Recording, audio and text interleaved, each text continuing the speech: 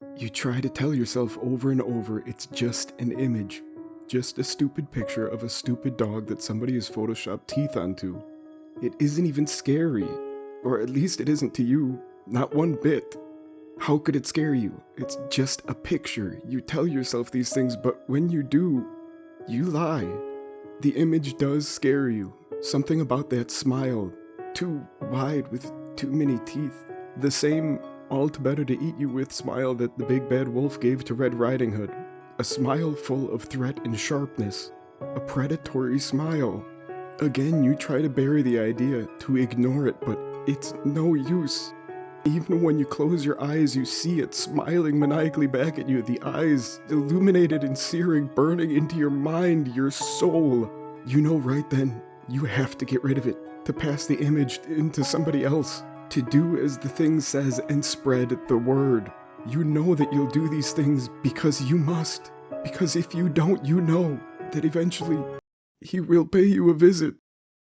I first met in person with Mary E. in the summer of 2007. I had arranged with her husband of 15 years, Terrence, to see her for an interview. Mary had initially agreed, since I was not a newsman but rather an amateur writer gathering information for a few early college assignments and, if all went according to plan, some pieces of fiction. We scheduled the interview for a particular weekend when I was in Chicago on unrelated business. But at the last moment, Mary changed her mind and locked herself in the couple's bedroom, refusing to meet with me. For half an hour I sat with Terrence as we camped outside the bedroom door, I listening and taking notes while he attempted fruitlessly to calm his wife. The things Mary said made little sense but fit with the pattern I was expecting. Though I could not see her, I could tell from her voice that she was crying, and more often than not her objections to speaking with me centered around an incoherent diatribe on her dreams, her nightmares. Terrence apologized profusely when we ceased the exercise, and I did my best to take it in stride. Recall that I wasn't a reporter in search of a story, but merely a curious young man in search of information. Besides, I thought at the time I could perhaps find another similar case if I put my mind and resources to it. Mary E. was the sysop for a small, Chicago-based bulletin board system in 1992 when she first encountered Smile.JPG, and it changed her life forever. She and Terrence had been married for only 5 months. Mary was one of an estimated 400 people who saw the image when it was posted as a hyperlink on the BBS, though she is the only one who has spoken openly about her experience. The rest have remained anonymous or are perhaps dead. In 2005, when I was only in the 10th grade, Smile.JPG was first brought to my attention by my burgeoning interest in web-based phenomena. Mary was the most often cited victim of what is sometimes referred to as Smile.dog, the being Smile.JPG is reputed to display. What caught my interest, other than the obvious macabre elements of the cyber legend and my proclivity towards such things, was the sheer lack of information, usually to the point that people don't even believe it exists other than as a rumor or a hoax. It is unique because, though the entire phenomena centers on a picture file, that file is nowhere to be found on the internet.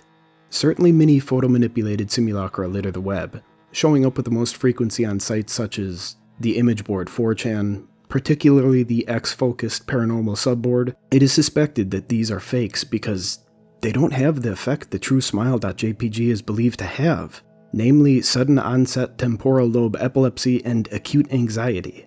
This reported reaction in the viewer is one of the reasons that the phantom Smile.JPG is regarded with such disdain, since it's patently absurd. Though, depending on whom you ask, the reluctance to acknowledge Smile.JPG's existence might be just as much out of fear as it is out of disbelief. Neither Smile.JPG nor Smile.dog is mentioned anywhere on Wikipedia, though the website features articles on such other, perhaps more scandalous shock sites as Hello.jpg or Two Girls, One Cup. Any attempt to create a page pertaining to Smile.jpg is summarily deleted by any of the encyclopedia's many admins. Encounters with Smile.jpg are the stuff of internet legend. Mary E.'s story is not unique. There are unverified rumors Smile.jpg showed up in the early days of Usenet, and even one persistent tale that in 2002, a hacker flooded the forums of humor and satire website Something Awful with a deluge of Smile.dog pictures. rendering almost half of the forum's users at that time epileptic. It's also said that in the mid to late 90s that Smile.JPG circulated on Usenet as an attachment on a chain email with the subject line, "Smile, God loves you." Yet despite the huge exposures these stunts would generate, there are very few people who admit to having experienced any of them, and no trace of the file or any link has ever been discovered. Those who claim to have seen Smile.JPG often weakly joke that they were far too busy to save a copy of the picture to their hard drive. However, all alleged victims offer the same description of the photo: a dog-like creature, usually described as appearing similar to a Siberian husky, illuminated by the flash of the camera, sits in a dim room, the only background detail that is visible being a human hand extended from the darkness near the left side of the frame. The hand is empty, but is usually described as beckoning. Of course, most attention is given to the dog, or dog-like creature, as some victims are more certain than others about what they claim to have seen. The muzzle of the beast is reputedly split in a wide grin, revealing 2 rows of very white, very straight, very sharp, very human-looking teeth. This is of course not a description given immediately after viewing the picture, but rather a recollection of the victims who claim to have seen the picture endlessly repeated in their mind's eye during the time they are, in reality, having epileptic fits. These fits are reported to continue indeterminately, often while the victim sleeps, resulting in very vivid and disturbing nightmares. These may be treated with medication, though in some cases it is more effective than others. Mary E., I assumed, was not on effective medication. That was why after my visit to her apartment in 2007, I sent out feelers to several folklore and urban legend-oriented news groups, websites, and mailing lists, hoping to find the name of a supposed victim of Smile.JPG who felt more interested in talking about his experiences. For a time, nothing happened, and at length I forgot completely about my pursuits, since I had begun my freshman year of college and was quite busy, to be honest. Mary contacted me via email, however, near the beginning of March 2008. Added by Moose Juice to jml@.com. From maryE@.net. Subject: last summer's interview. Dear Mr. L., I'm incredibly sorry about my behavior last summer when you came to interview me. I hope you understand that it was no fault of yours, but rather my own problems that led me to act out as I did. I realized that I could have handled the situation more decorously, however, I hope you will forgive me. At the time, I was afraid. You see, for 15 years I have been haunted by Smile.JPG. Smile.dog comes to me in my sleep every night. I know that sounds silly, but it is true.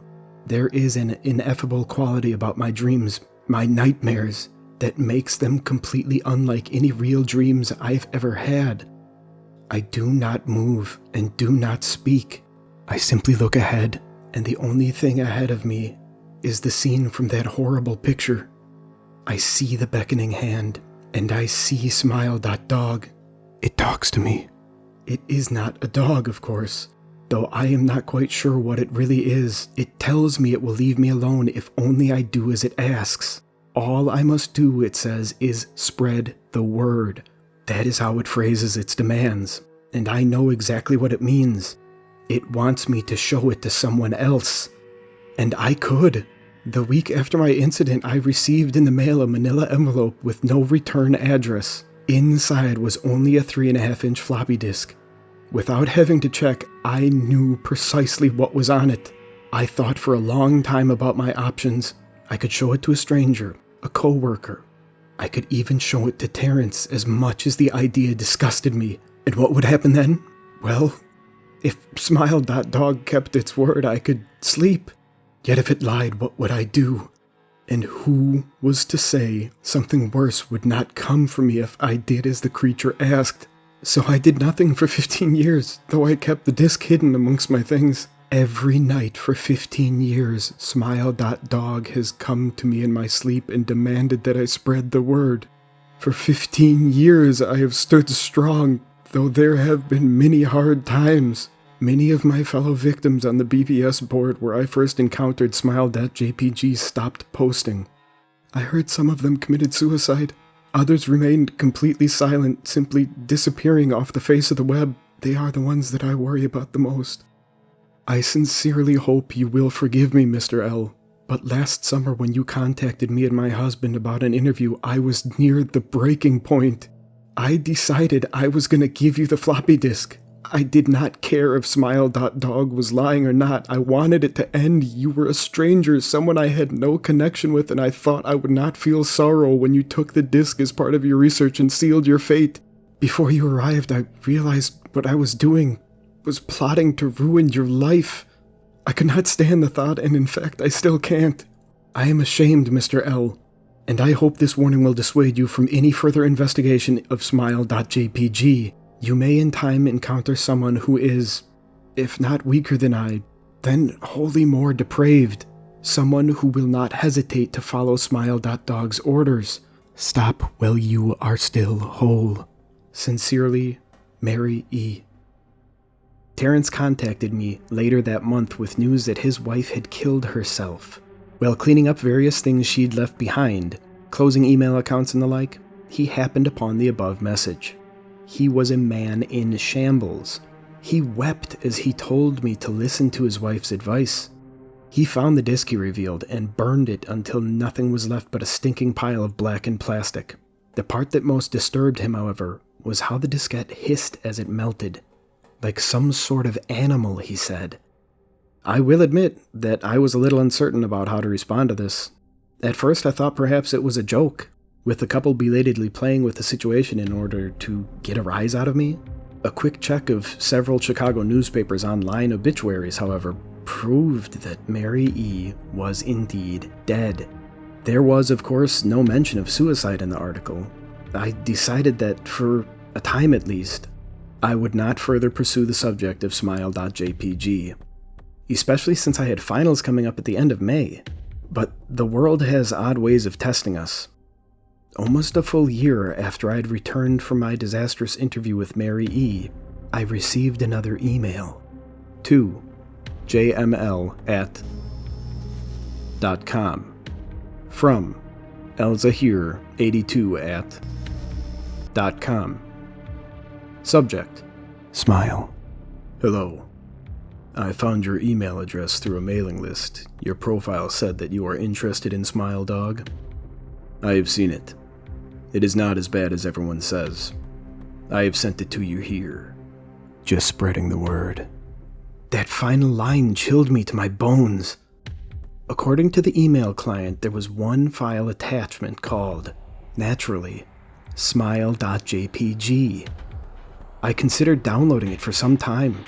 It was most likely a fake, I imagined, and even if it weren't, I was never wholly convinced of Smile.JPG's peculiar powers. Mary E.'s accounts had shaken me, yes, but she was probably mentally unbalanced anyways. After all, how could a simple image do what Smile.JPG was said to accomplish? What sort of creature was it that could break one's mind with only the power of the eye? And if such things were patently absurd, then why did the legend exist at all? If I downloaded the image, if I looked at it, and if Mary turned out to be correct, if Smile.dog came to me in my dreams demanding I spread the word, what would I do? Would I live my life as Mary had, fighting against the urge to give in until I died? Or would I simply spread the word, eager to put it to rest? And if I chose the latter route, how could I do it? Whom would I burden in turn? If I went through with my earlier intention to write a short article about Smile.JPG, I decided I could attach it as evidence, and anyone who read the article, anyone who took interest would be affected, and even assuming the Smile.JPG attached to the email was genuine, would I be capricious enough to save myself in that manner? Could I spread the word? Yes. Yes, I could.